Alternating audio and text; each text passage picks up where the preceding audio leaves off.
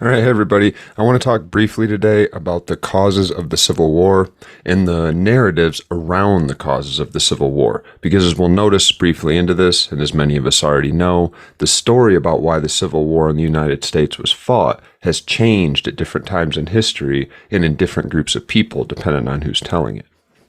So before I jump in, if you want more information about this, I encourage you to go look at some of the things I'm going to mention, or specifically at an article by Ta-Nehisi Coates in The Atlantic, where he outlines this a lot deeper than I'm going to go into.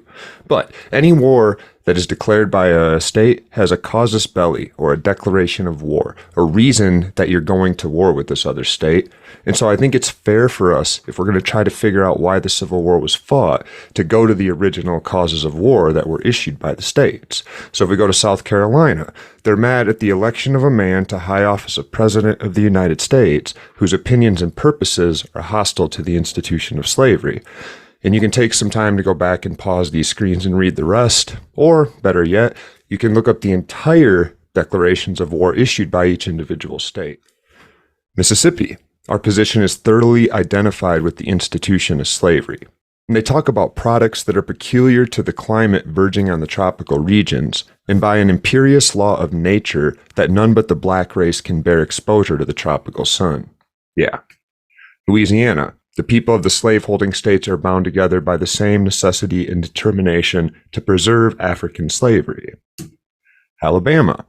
A new theory of government has been ushered in, and even leading to the downfall of slavery, the hostility to the South, her property, and her institutions, and eventually, they claim, to gratify, quote, the lust of the half-civilized Africans.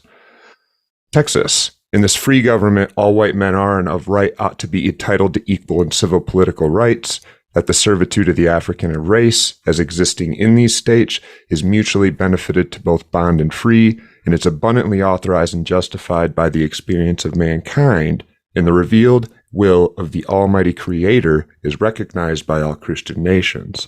Quite a shout out there. Here's Jefferson Davis, the president of the Confederacy, saying white men have an equality resulting from a presence of a lower caste, which cannot exist where white men fill the position here occupied by the servile race, slavery. This is Georgia Governor Joseph Brown the night before secession, talking about among the poor, white labor is respected as an equal. Aristocracy, the race of the white man, is the real cause of this war. Here's a Florida secessionist in 1861 in a newspaper. Slavery is the element of all value, and a destruction of that destroys all the property of the South. And then we can move forward after the war and look at some of the narratives that came out by people like John Mosley, Confederate commander. I've never heard of any other cause but slavery. And Mississippi Senator John Sharp, 50 years after the war.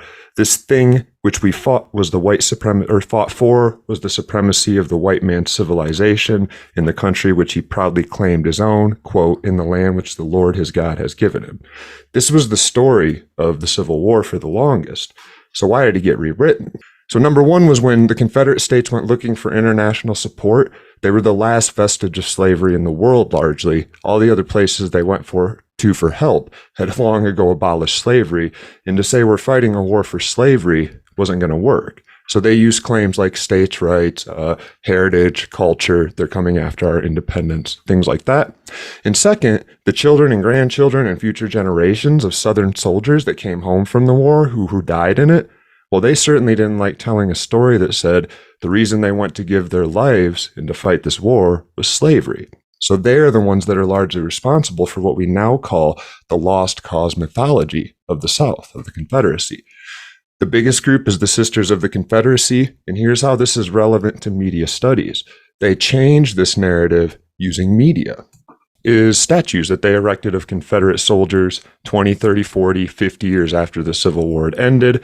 Many of these took public stage again a few years ago and were torn down, but that's not all they did. They also wrote history textbooks and got them published in schools. This one's dedicated to the Confederate soldiers, quote, who were part of the Ku Klux Klan and whose deeds of courage and valor have never been surpassed. And as you might imagine, in these textbooks, they told a different story than the rest of the country was telling. So just one such person that was doing this work, writing these books, Miss Milford Rutherford. This is her image. And among other things, she published this paper along with a lot of textbooks that actually were used in public schools. And she started a committee to oversee which textbooks should be banned, which books should be banned, and which books should be allowed in schools. Sound familiar? Book banning. Now, her idea was to tell the truth of the Confederate history. They said in this pamphlet that said, here's how we should decide, that anything that praises Lincoln should be unjust to the South. She said anything that fails to fully exculpate the South and list its valors in war should be labeled unjust to the South on the title page. And this was their goal, is to begin this process of banning or censoring books in some way and to get the story of the Confederacy different, changed, more valiant. They also took up the child advocacy piece and after school activities. They tried to ingrain young people of their culture with this identity by having them do what many of us did in church, if you've ever been, or in math clubs or in debate clubs.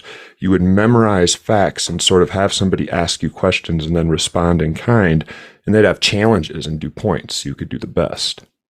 And of course, Hollywood is always a part of any big reshaping of history, so we can look at the Hollywood images that came out at the time and see that certainly a lot of them were used to progress this fictional narrative, this mythology of the war was not about slavery.